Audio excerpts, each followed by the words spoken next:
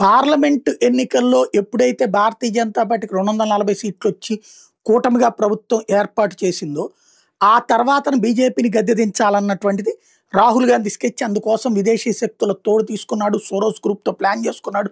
Vote షోర్ అన్నాడు, ఇంకోటన్నాడు, రకరకాల ప్రయత్నాలు చేశాడు.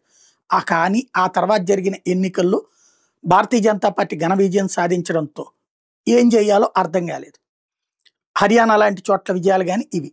ఇప్పుడు తాజాగా జరిగినటువంటి మహారాష్ట్ర విజయాలు గాని, ఢిల్లీ విజయం గాని భారతీయ జనతా పార్టీని ముట్టుకోవడం ఇక ఆయన వల్ల కాలేదు.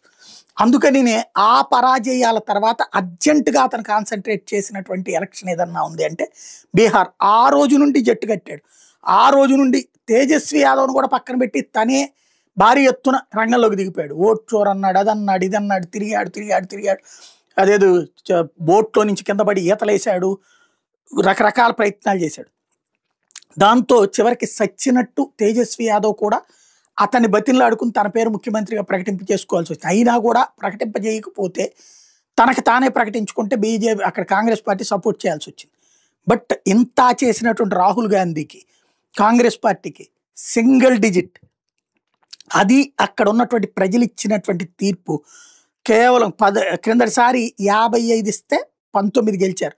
ఈ దఫా అదే స్థాయిలో తీసుకుని 14 ఓడి 5 సింగిల్ డిజిట్. ఈ వీడియో నేను చేసేటటువంటి సందర్భానికి తద్వారా కాంగ్రెస్ పార్టీకి దారుణ పరాజయాన్ని బహుమతిగా ఇచ్చారు బీహార్ ప్రజలు.